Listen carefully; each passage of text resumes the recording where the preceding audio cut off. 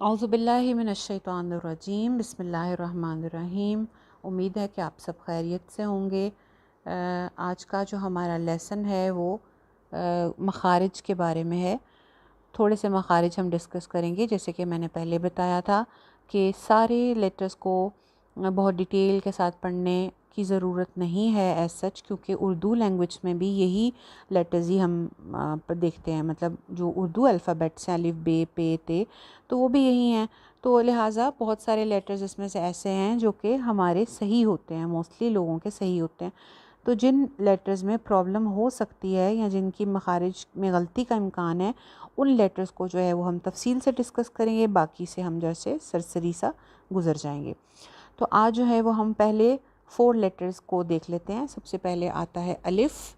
अलिफ़ जो है वो एज सच अलिफ़ की तरह से कहीं पे भी इस्तेमाल नहीं होता। इसकी साउंड जो है वही इस्तेमाल होती है। किसी भी लेटर के साथ जब अलिफ़ लगता है तो उसकी आवाज़ को थोड़ा सा लंबा कर देता है। जैसे बा के साथ लगा तो ब, त, स, ज, इस तरह से। अच्छा, उसके बाद चलते हैं बा की तरफ। बा मोस्टली लोगों का ठीक होता है। इसमें कोई ऐसी सच प्रॉब्लम वाली बात नहीं होती है। एक इशू ज़रूर आएगा, वो मैं इंशाल्लाह एंड में डिस्कस करती हूँ। उसके बाद चलते हैं, हमारा नेक्स्ट लेटर है ता। ता जो है इसमें थोड़ी सी प्रॉब्लम आती है। वो इस तरह से आती है कि क्योंकि इसका जो मखरज है वो ज़ुबान की नोक को ऊपर वाले 2 दांतों के एंड्स पे, यानी कि जो जड़ें हैं, जहाँ पे दांत हमारे ख़त्म होते हैं, ऊपर जड़ जहाँ से मसूड़े शुरू होते हैं, वहाँ लगाना होता है। और लगाना सिर्फ 2 दांतों की जड़ में होता है। लेकिन प्रॉब्लम ये होती है कि ज़्यादातर लोगों के, और मेरे साथ भी यही इशू था कि जब मैं पढ़ रही थी तो मेरी ज़ुबान जो थी वो 2 दांतों के बजाय 4 दांतों में, बल्कि 6 दांतों में लगती थी। उसकी वजह से ता जो है वो बहुत हार्ड निकलता है, बहुत उसकी सख्त सी आवाज़ आती है।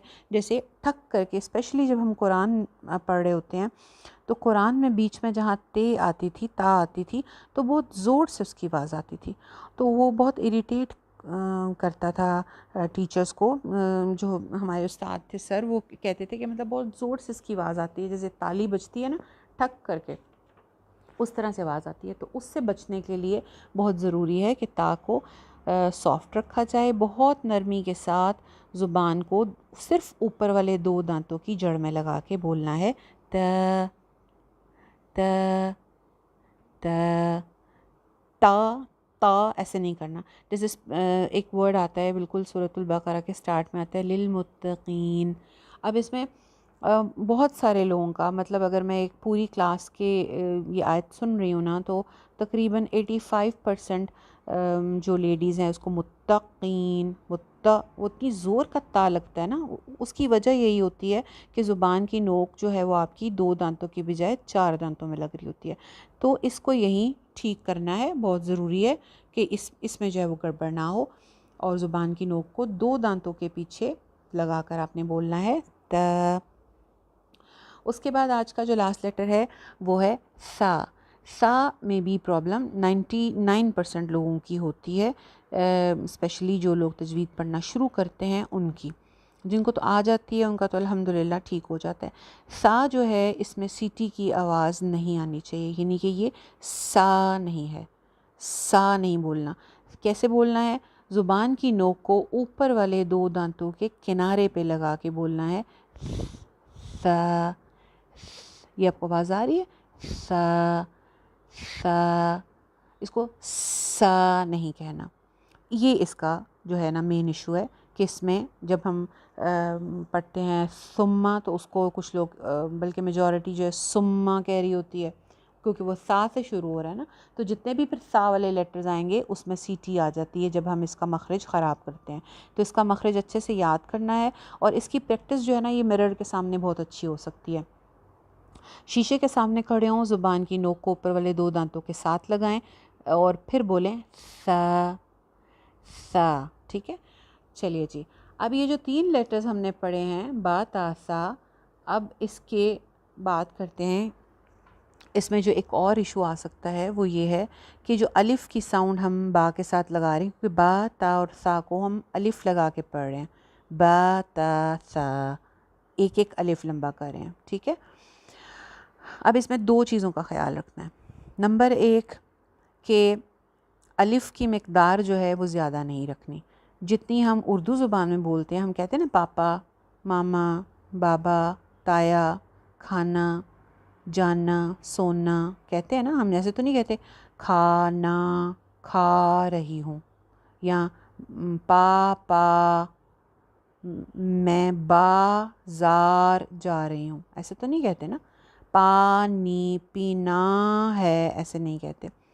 तो जितना नॉर्मल हम उर्दू में अलिफ़ बोलते हैं, पता ही नहीं चलता हम बात करते करते कि कितने सारे अलिफ़ होते हैं। बात में अलिफ़ है ना, तो उसको बात तो नहीं कहते, नॉर्मल लेंथ रखते हैं ना उसकी। जितनी उर्दू में आपने अलिफ़ की लेंथ रखनी है, उतनी ही आपने यहाँ पे भी रखनी है। ब त सा, इससे ज़्यादा लंबा नहीं, बा ता नहीं करना। एक चीज़ ये पॉइंट नोट करें। नंबर एक कि लेंथ उसकी नॉर्मल होनी चाहिए। कितनी नॉर्मल होनी चाहिए? जितनी हम उर्दू लैंग्वेज में, उर्दू बात बोलते हुए हम वर्ड्स में यूज़ करते हैं। ताया, खाना, सोना, सब में अलिफ़ है। पानी, पीना, जाना, जितना उर्दू में इस्तेमाल करना है उतना इसमें भी इस्तेमाल करना है। दूसरी अहम चीज़, दूसरा अहम पॉइंट ये है कि इसका जो अलिफ़ है उसको तीखा सीधा 90 के एंगल पे नहीं पढ़ना। फॉर एग्ज़ाम्पल बा ता सा, बा ता सा, ऐसे नहीं पढ़ना। ब त स, ब त स, थोड़ा झुका झुका सा पढ़ना है। अब इसमें आप इसके लिए मैं आपको एक टिप देती हूँ कि जिससे ये एकदम से ठीक हो जाता है। इसके लिए आपके होंठों की जो पोजीशन है वो बहुत इम्पॉर्टेंट है। अगर आपने मुंह ऊपर नीचे खोल के बड़ा बड़ा बोला बा ता सा, तो सीधा ऐसे 90 के एंगल के ऊपर, 90 के एंगल के ऊपर पड़ा जाएगा। अगर आपके लिप्स जो हैं वो स्माइलिंग पोजीशन में होंगे, होंठ आपके साइड पे खिंचे हुए होंगे, जैसे स्माइल करते हैं हम, स्माइल करके बोलें ब त स, ब त स, ठीक है। तो इस तरह से आपका जो है वो अलिफ़ की जो एंगल है वो ठीक आ जाएगा। एंगल्स क्यों ज़रूरी हैं ठीक करने? एंगल्स इसलिए ज़रूरी हैं ठीक करने क्योंकि एंगल ही आपका लहजा बनाते हैं। यानी आप अलिफ़ को जिस एंगल पे पढ़ेंगे, या ज़बर आगे जब आएगी इंशाल्लाह, तो आप ज़बर और अलिफ़ को जिस एंगल पे पढ़ेंगे वही आपका लहजा बन जाएगा। और हमें क्या हुक्म दिया गया है कि अरब के लबो लहजे पे कुरान को पढ़ा जाए। नबी सल्लल्लाहु अलैहि वसल्लम ने कहा कि अरब के लबो लहजे पे पढ़ना है। तो अरब का लबो लहजा जो है वो झुका झुका सा होता है, वो इतना तीखा सीधा नहीं होता। तो यही वजह है कि जब कोई एशियन पढ़ते हैं, पाकिस्तानी या इंडियन जब कुरान पढ़े होते हैं, तो साफ पता चल रहा होता है कि हाँ ये पाकिस्तानी है या ये इंडियन है। और अगर आप अरब के किसी कारी को सुनते हैं तो आपको लगेगा कि देखिए वो कितना, उनका कितना अच्छा सा मज़े का अंदाज़ है, क्योंकि वो झुका झुका से अंदाज में पढ़ते हैं, मुंह खोल खोल के नहीं पढ़ते। तो दो पॉइंट्स आपने अलिफ़ के चीज़ों इसके बारे में नोट किए होंगे। नंबर वन कि इसका एंगल दुरुस्त रखना है, इस होंठों को स्माइलिंग पोजीशन में रख के झुके झुके से अंदाज में पढ़ना है, ब त थ। और दूसरा पॉइंट, इसकी लेंथ ज़्यादा नहीं करनी। जितनी उर्दू में हमने इसकी लेंथ हम पढ़ते हैं अलिफ़ की, उतनी ही लेंथ के साथ पढ़ना है, ठीक है। तो ये 4 लेटर्स आपने याद कर लेने हैं। अलिफ़ ब त स, अलिफ़ ब त स, अलिफ़ ब त स, ठीक है। चलिए आज के लिए इतना काफ़ी है, बाकी इंशाल्लाह नेक्स्ट वीक। अस्सलामु अलैकुम वरहमतुल्लाहि वबरकातुहू।